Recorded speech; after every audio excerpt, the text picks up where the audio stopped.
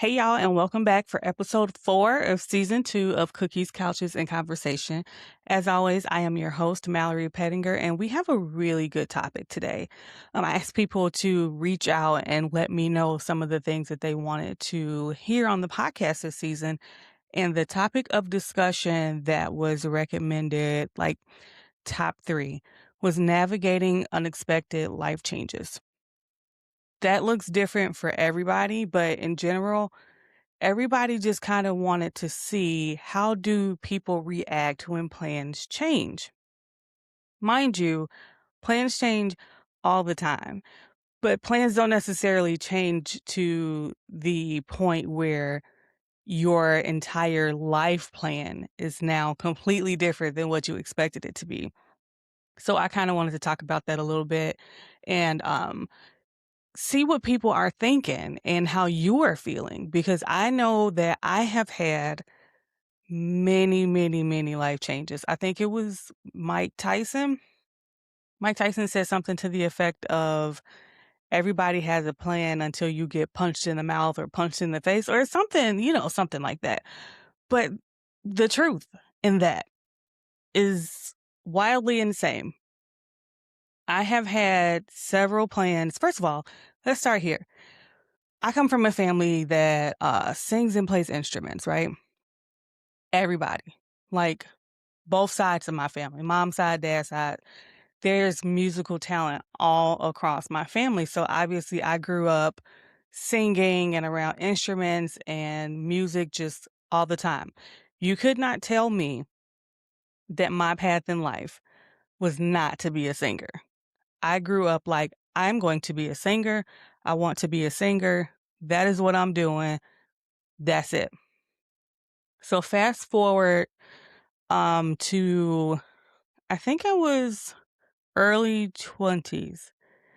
I got the opportunity to get hooked up with KJ Rose. If you don't know who KJ Rose is in the music industry, I feel sorry for you, but you should Google that. Anyway, I got hooked up with her. She emailed me and she's like, hey, John Legend is having an audition in New York for a background singer. One of his singers is pregnant. She's going on maternity leave. Get to New York. I don't care how you got to do it. Get to New York, do that audition. This is my big break, right? Background singing is one of my favorite things to do, even to this day. I love singing with other people. I love just the blending of the music. I love the blending of the voices, the creating something different than what the original was supposed to be. It's so fun for me. Mind you, at the time, I am broke. Living in, I think it was Charleston. I was living in Charleston, Illinois, completely broke. It just so happened that tickets to New York were cheap because I think it was a weekday. So I had to be in New York in like 2 days. Called my best friend. Hey girl, will you go to New York with me? And she was like, yeah. So she was going to do the audition too. Get to New York. I lose my voice. Plan changed. I lost my voice. Like I couldn't talk. How was I going to do this all day? I am in New York. I am staying in a hostel for like 20 something dollars a night because that's all I could afford because I wanted to audition for John Legend and I have now lost my voice. So I'm like, you know what? I'm going to go anyway. We're going to see what happens. I go anyway. I'm a soprano at the time. At the time, for the people who still try to make me a soprano today. So I'm a soprano and I'm like, how I can't get this out unless I sing really loud. And even then I have no voice. So I have no speaking voice. So I don't know if it's going to happen. Get up there and it's literally like, okay, y'all, this is the part. This is your part. We're going to call people and you're going to have to be ready. We're just going to keep the music playing. And then when the one person goes, the next person step up, you go, and then you walk off. I'm like, oh my God, I'm so nervous. I ain't take my coat off. I ain't take my hat off. I don't think I had on a scarf. Like I ain't do nothing. I was just nervous because I didn't have a voice. I get up there. I sing the living snot out of that soprano part. Like I am loud and everything. The girls behind me were like, oh my gosh, she did really good. And then I stepped off. No voice again. Never heard anything. So obviously I didn't get it, but it was at that time I was just like, maybe I'm not going to be a singer. Not saying that the John Legend audition killed my dreams, but it was just like, maybe I should rethink if this is for me because it happened really, really fast.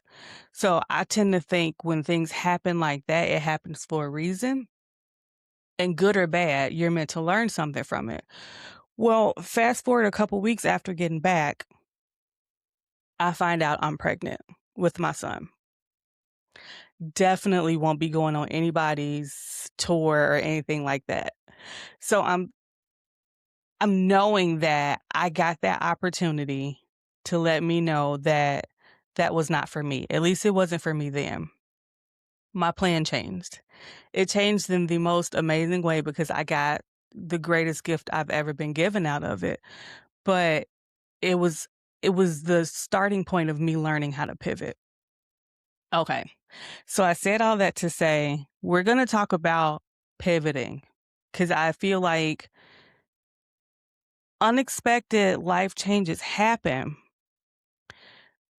but the lesson is not in the change, the lesson is in the pivot. And I hope that makes sense. Like things are going to change, and what you do, how you pivot, really determines the outcome and how you navigate that. And I'll try to better explain as we go on. So, one of the things that I did want to talk about from my past was, first of all, in college, I had a plan. I was not going to go straight to college. I was going to go to community college. I was going to do community college for 2 years, and then I was going to transfer to Purdue University. At Purdue University, I was going to be a computer engineer. In comes the unexpected life change. I'm at home with my grandmother and my mother. They have such the same personality and they don't know it, to the point that the one is complaining about the other for doing the exact same thing that they're doing. It's hilarious. But at the time, I'm 18. I'm like focused. I'm zeroed in on my goals. And when I realized that I was going to have to listen to them complain about themselves for another 2 years, I was like, yeah, no, I ain't got it, boss. I was like, actually, I think I'm gonna go away to school and we'll figure it out from there. So that was my first pivot. I applied to a school that I knew I had some friends that I asked them about like how they liked it. And they were like, yeah, yeah, yeah, we love it. You should come. And so I applied to the school maybe like a month or two before school started. And the very first time I ever saw the school was registration day when we were moving in. Look, hey, I was going to figure out what it was that I wanted to do from there. I just needed to get there. So that was my first pivot that I didn't realize was an actual pivot in response to a life change. I'm going to school. I've never really had a super serious boyfriend. I meet somebody. I fall madly in love with this person, right? Just such a kid. And the plan that I had for my schooling just goes completely away because now I'm distracted, which wasn't his fault. It was my fault, really. And it was just learning to be an adult, which sometimes, we learn to be an adult the hard way. And so I won't bore you with the details of all of that. But the plan that I had to be a computer engineer was now gone. And like I said, early 20s, I ended up having my son. And so now everything that I had thought that I would do in life has completely changed. I have no direction. I'm just like, let me just focus on getting a job. So I worked my way into this one company, and I'm working there and I'm just kind of moving up through the ranks. And one of the things that was going on was I would often hear people say, HR is terrible. HR is not here for you. HR is working for the company, not you. HR doesn't care about you. And I don't know anything about HR. I've never had to deal with HR, but I'm like, that doesn't make sense because I'm looking up what HR is supposed to be. Human resources, they're here for the human resource. They're here for us. So obviously, they're here to help you and the company. No, no, no, no, no. They're no, no, no, no, no. That's not true. They're here for the company. All right, cool. I never believed that, and I never had any experience with that. So I just let people say what they wanted to say. Now we get to a situation where I need HR's help. Multiple situations actually. HR let me down so bad. First of all, one of the things that happened was I felt like one of the men at the company, a high up man actually, um, touched me inappropriately. So I'm talking to some other girls, one of them who's in HR and one of them who is kind of like training to be in HR. And I'm like, yeah, he like rubbed me in an inappropriate place. And then like he kissed me on my cheek and stuff, and it was unwanted. And it just kind of threw me off and kind of just shocked me and froze me in place because we don't have that kind of relationship at all for you to feel comfortable with kissing me and putting your hands in multiple places on my body and just pretending like you just brushed by me. The one girl in HR responded like, yeah, he does that. He's such a creep. Huh? What do you mean, HR? If you know that this person is a creep and he's touching people inappropriately, why are you as HR not doing anything about that? So that was my first indication that maybe HR, at least in that place, was not all it was cracked up to be. We get to another incident where I am being severely harassed by my manager. And it was hard to explain to people at the time what was happening because it sounded like I was making it up. But there were people who saw it in real time and it was like, is she okay? Like, what is her problem with you? And I'm like, exactly. So it got to the point where I couldn't take it anymore. I was having to do things that nobody else had to do. I was having to explain things that nobody else had to explain. I couldn't make a move without this lady coming looking for me, right? So I went to HR. The first thing HR said was, well, have you talked to her? No, I'm literally coming to you to figure out what I'm supposed to do because I don't want this to blow back on me and now I lose my job because I said something. Well, we really think you should talk to her. I don't feel comfortable doing that alone. So, can somebody help me out?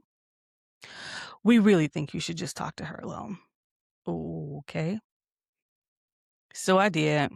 There was fake surprise and fake hurt, like, "Oh, no, I would never do that to you." But in short, HR never helped me. And I wouldn't say it hurt my feelings, but it was one of those things where you feel like I never want to experience something like that again, but then you also feel I never want anybody else to feel like that. Like, why are you here when you're supposed to be supporting the employee and the company? Why are you here if you have no intention on doing that? So that was kind of my next pivot, career pivot. Out of the life change of everything that worked through at me that literally left me hurt, scared, depressed. I went through a whole thing, right? I pivoted to wanting to be on the side of the people who are actually going to do the right things and be there for the employee and let people know that HR is not only there for the company. And so all these years later, here I am. I've been in HR for several years now. And I'm actually about to graduate finally with my bachelor's degree next month in April. and I'm thinking of keeping going, but I don't know. But I'm at least gonna get my next HR certification. I already have one. But that life change, those dramatic life changes, once again, turned into something beautiful because I decided that the life change wasn't gonna dictate the outcome, my pivot was. And I think a lot of us have very, very similar experiences in that the things that we plan for our education, the things that we plan for our career, they just don't always turn out how we expect them. And I do know several people who have allowed that to kind of knock them down. And so they just became content with getting a stable job and just, working and being comfortable in that stability and making decent money. And I am not saying that that's a problem. I'm not saying that that's right or wrong. You do whatever it is that makes you happy, but ask yourself, is the contentness because this is what really makes you happy? Or is the contentness from being scared of the pivot? Let that sit with you for a bit and then make the decision from there what it is that you want to do for the rest of your life. I would hate for you to just be content because of fear. The pivot could be monumental for you. One of the other things that I kind of definitely had knock my socks back was 2023. I'm feeling like something is wrong with my body, right? I'm not feeling like myself. Something is off. And I'm feeling internally some pain and that something is just not right. I don't know how to explain it. I'm telling my husband and he's like, "Well, we'll get you checked out. We need to get you checked out then if something is wrong. If you're not right, then let's figure it out together." So, before I actually got in to see my doctor, I started feeling things in my abdomen. And the only way to describe it is like it felt like a small hard ball in my abdomen. I'm like, "Well, that's not supposed to be there." And he's like, "I kind of feel it, but I don't really." So my doctor tells me, "Let's get you some exams going. Let's get you some imaging, and then we'll figure out next steps." So the imaging comes back that I have fibroids in my uterus, right? He's like, "I think you should see a specialist pretty soon. But at the time, it's like not urgent. I'm like, all right, cool. I'll figure that out. I'll get to it when I can get to it. It's painful, but not like a keep you up at night type pain. It's just, it is what it is. I can deal with it. I can tolerate the pain. It's fine. I want to say maybe 3 or 4 months later, I'm laying down in the bed and I get the worst pain. And I'm like, babe, this hurts. And he's like, what? And I feel my stomach. And the thing that felt maybe like this before feels like this now.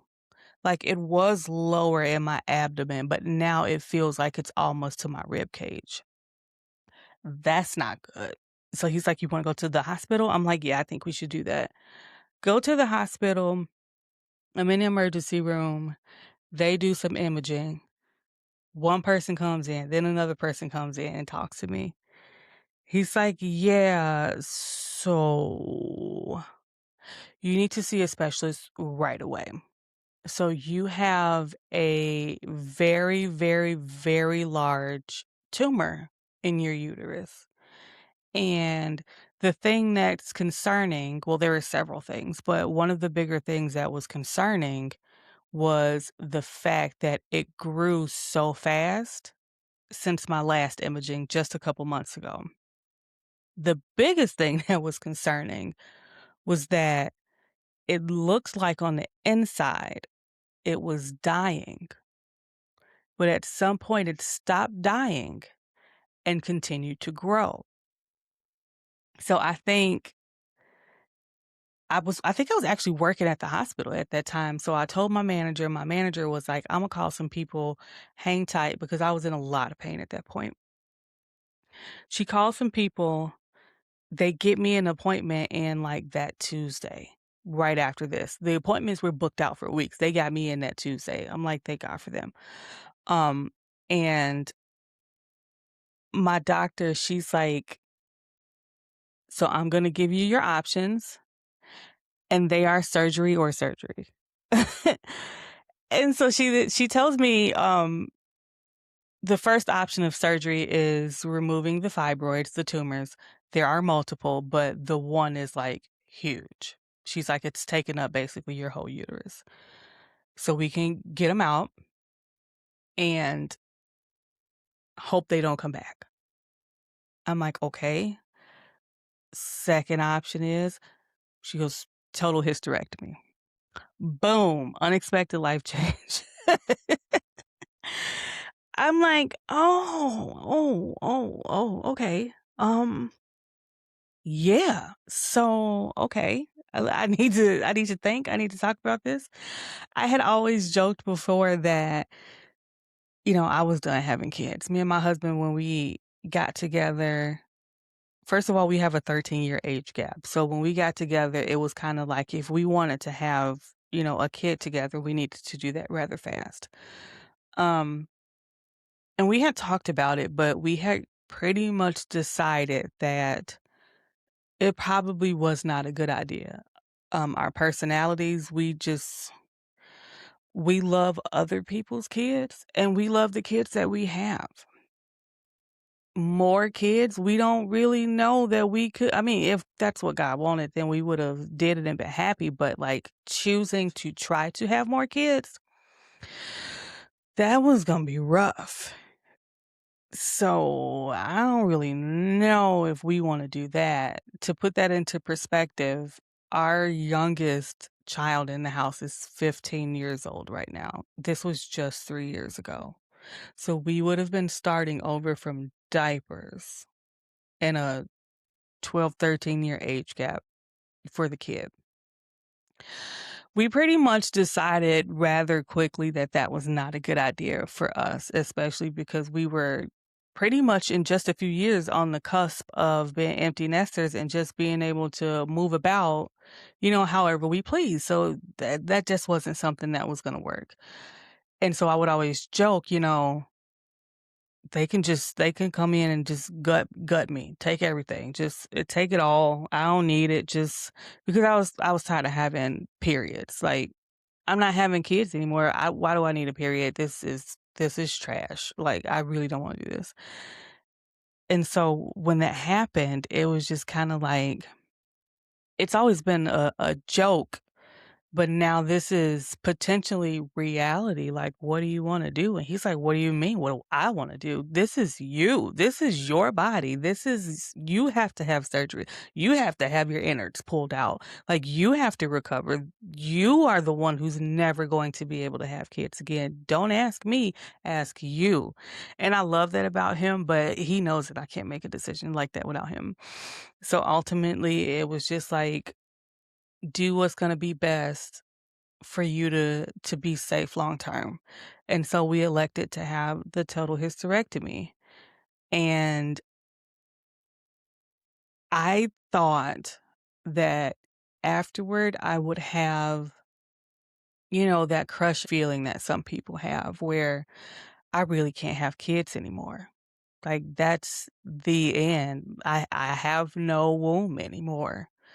And I thought it was going to be very, very devastating for me because I had heard that it can be very, very devastating for some people. It was not.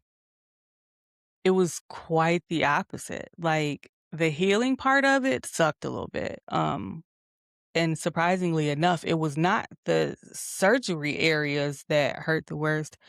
It was the shoulders, my shoulder blades. I couldn't lift my arms. I couldn't move. It was so terrible.